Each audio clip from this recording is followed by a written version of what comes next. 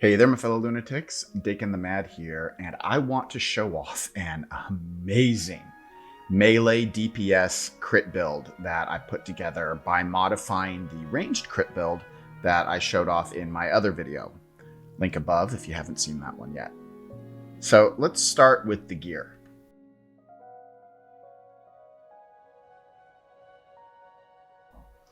As of this recording, we're in early access version 0.5.2.5, and most of this gear is considered to be endgame. The first three pieces that I'm going to talk about are the Scarab Visor, the Scarab Legs, and Ra-Akar's Necklace. These three items are acquired by killing the Titan Ra-Akar in the Desert of Beginnings. Check out my other videos for tips to quickly farm Ra-Akar for his gear. And then the next piece, and probably the hardest to get, is the God-sent King Breast Armor. This item requires Azios' Feather Fan to get, and you get the Feather Fan in the Desert Queen chest. This chest can be found at the center of the Queen's Maze, within the Desert of Beginnings, about 1,300 tiles or so away from the central core. Once you have the fan, you need to then take it to the Titan's Temple, which is also in the Desert of Beginnings, at about 900 tiles away from the central core. The rings are both polished golden spike rings. These are crafted at the Proficient Jewelry Workbench. You're going to need a crafting skill of 100 with the Jewelry Crafter skill at 5 out of 5 to get a 50% chance to craft a polished version of the ring. Craft the golden spike ring until you have 2 polished versions. The bag is one of the easiest items to get. It's Morpha's bubble bag, and it drops off of the blue slime boss, Morpha. The concealed blade is the offhand item and drops off of the Caveling assassins within the Desert of Beginnings. Finally, we have our weapons. Our boss weapon is the Galaxite dagger, which can be crafted at the Galaxite anvil.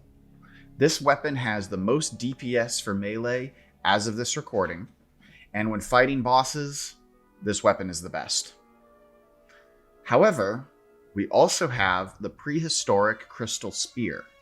This weapon has the highest damage in slot and is great for killing general mobs out in the wild, as it will take fewer hits to kill them than with the dagger.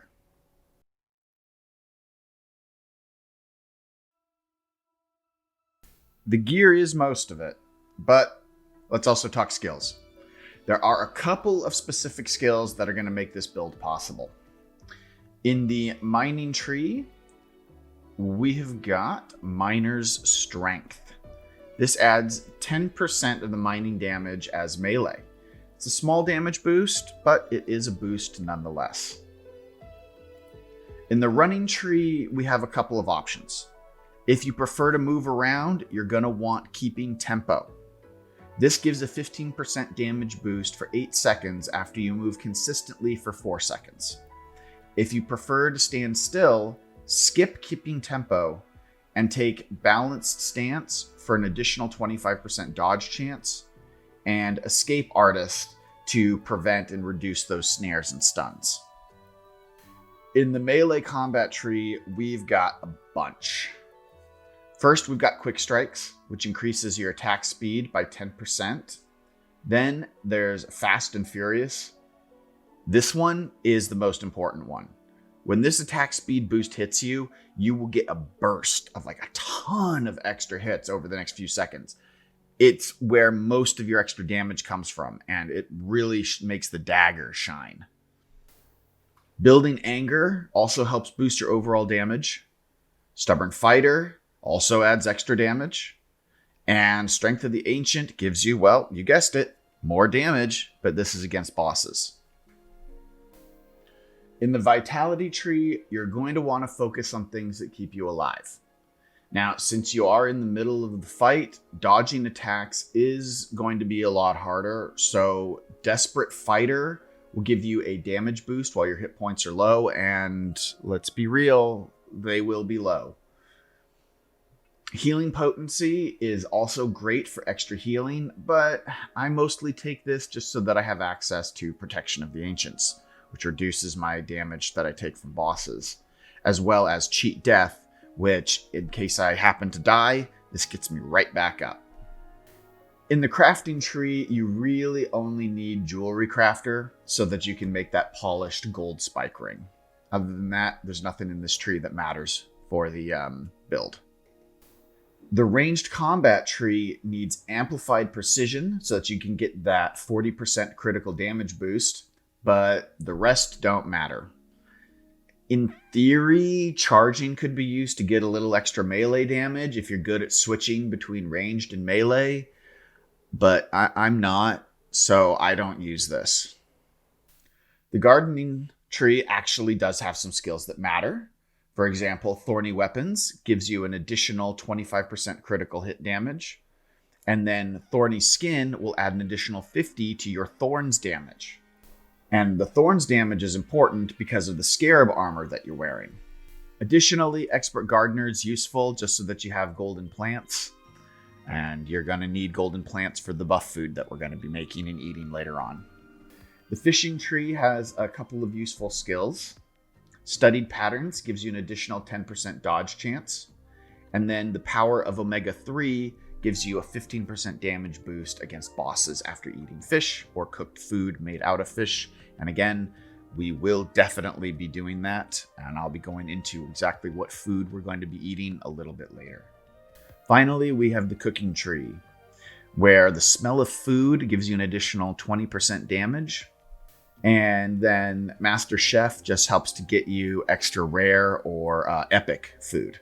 Speaking of food, let's talk about food.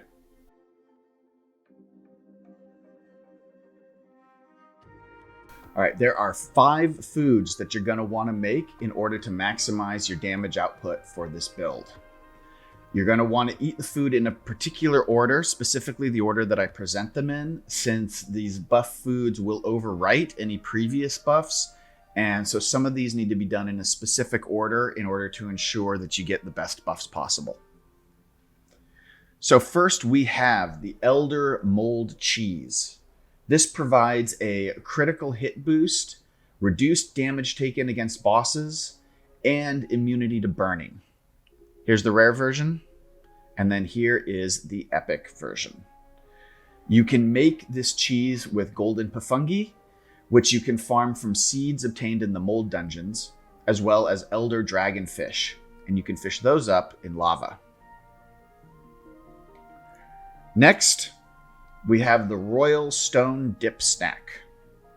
This provides an armor bonus, a damage boost, and boosts damage against bosses. Here's the rare version, and this is the epic version. You can make the dip snack with the golden carrot, which you can farm from seeds obtained in the stone biome, and the Tornish kingfish.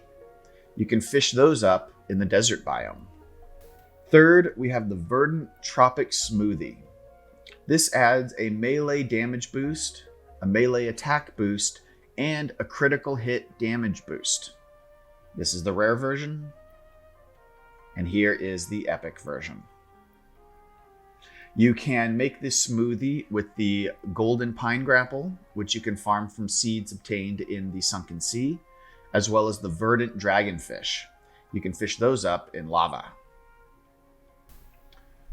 Our fourth dish is the Spiritual Lump Soup. This gives you a boost to your mining damage, as well as a boost to your movement speed. Here's the rare version, and here is the epic version. You can make this soup with the golden grumpkin, which you can farm from seeds obtained in the Sawin bags from the Halloween event, and from the Spirit Veil, which can be fished up in Azios' wilderness. And our final food is the Dark Spike Fillet. This provides a Thorns damage boost and a life on hit melee buff. Now, this one doesn't have an epic version, so here's the uncommon version, and here is the rare version. You can make this fillet with the solid spikeback, a fish that you can get in the desert biome, and the dark lava eater, another fish that you can fish up in the lava. But enough about the stats. Let's see this guy in action, shall we? Just like in the ranged crit build, I'm going to go ahead and eat all my buff food and then run through and kill as many bosses as I can before that food runs out. And let's see how many that I can get.